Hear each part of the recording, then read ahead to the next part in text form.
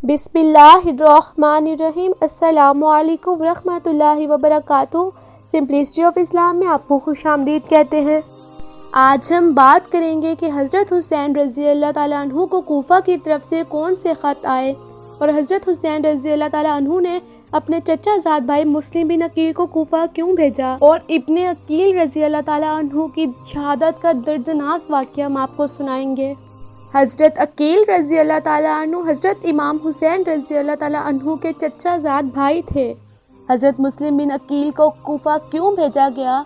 अहले कूफा यजीद की हुकूमत आने और यजीद की तरफ से इमाम हुसैन रज़ी अल्लाह ताला अन्हु से बैत तलब किए जाने से मुतल्ला हो चुके थे, और वो ये भी जानते थे इमाम हुसैन रज़ी अल्लाह ताला अन्हु मदीने से मक्का आ चुके हैं।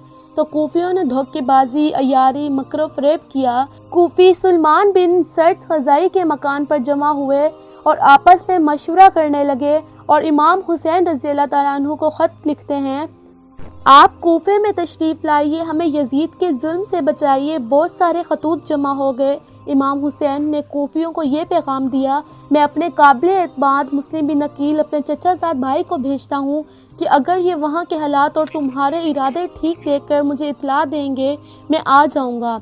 इमाम मुस्लिम अकील कूफा पहुँचते हैं। कूफियों ने इमाम हुसैन रज़ी अल्लाह ताला अन्हु के हाथ पर बैत करने का वादा किया। तकरीबन 18,000 लोगों ने उसी वक्त बैत का ऐलान कर दिया। हज़रत मुस्लिम बिन अकील को इत्मीनान दिलवाया।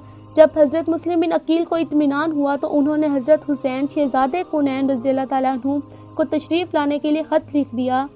कूफियों ने इमाम हुसैन रज़ी अल्लाह ताला अन्हु की मकबूलियत की खबर यजीद को भेज दी। यजीद ने उबैदुल्लाह इब्ने ज़ियाद को हाकिम बनाकर कूफा रवाना किया। मुस्लिम बिन अकील रज़ी अल्लाह ताला अन्हु को शहीद कर या कूफे से निकाल। इब्ने ज़ियाद ने कूफा पहुंचकर मुस्लिम बिन अकील के रुफाका को लालच दी, धमकी दी और इनको इनसे जुदा कर दिया। यहाँ तक कि मुस्लिम अकील ये देखकर मस्जिद से बाहर निकले कि कहीं पनाह मिले। जब वो दरवाजे से बाहर आए, एक भी साथी साथ ना था। यहाँ तक कि आपने एक घर में पनाह ली। इब्ने ज़ियाद ने मुस्लिम अकील पर हमला करने के लिए उस मकान में जहाँ वो जलवा फरमा थे वहाँ एक फौज भेजी। शेर खुदा के भतीजे अकेले ही इन गीदड़ों का मुकाबला करते और वो गीदड़ परेशान हो जाते। इन नामर्दों का इस अकेले मर्द खुदा पर बस ना चला। इन बेवफाओं ने छत पर चढ़कर पत्थर और आग के शोले फेंकने शुरू किए।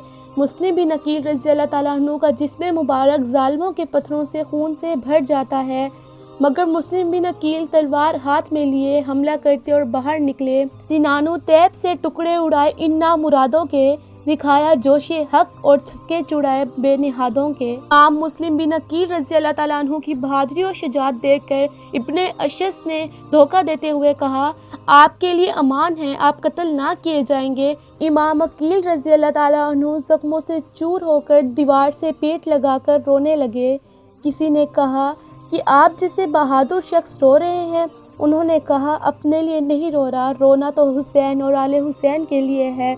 वो तो मेरे इत्मीनान पे आते ही होंगे, उन्हें इस फरेब और धोखे की खबर नहीं। हज़रत इमाम मुस्लिम बिन अकील रज़ी अल्लाह ताला अन्हु ने कहा, मुझे आता है रोना, चला दुनिया से मैं, मुसीबत आएगी मेरी ही बदौलत। मुस्लिम बिन अकील रज़ी अल्लाह ताला अन्हु ने इब्ने अशस से फरमाया, मुझे मालूम है तुम्हारी अमान अनकरीब ख़त्म हो जाएगी, मुझे ये अमान फ़ायदा ना देगी।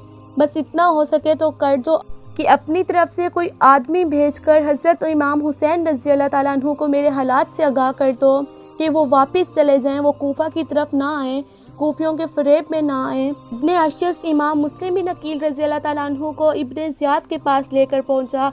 इमाम मुस्लिम बिन अकील रज़ी अल्लाह ताला अन्हु प्यासे थे। उन्होंने एक ठंडे पानी का मटका देखा कि मुझे इससे पिला दो। वहाँ पर एक आदमी इब्ने अम्र बाहिली बकवास करने लगा, देखता हूँ कैसा ठंडा है और देखता हूँ तुम कैसे पीते हो, तुम्हें तो एक घूंट ना मिलेगा, यहाँ तक कि तुम्हें जहन्नुम का गर्म पानी मिलेगा। नाउज़ुबिल्लाह, अस्तग़फिरुल्लाह। इमाम अकील रज़ी अल्लाह ताला अन्हु ने कहा, ओए संग दिल बदमिजाज, जहन्नुम का तो तू मुस्तहिक है। उसके बाद फिर अमारा बिन उक़बा ने ठंडा पानी उन्हें पेश किया।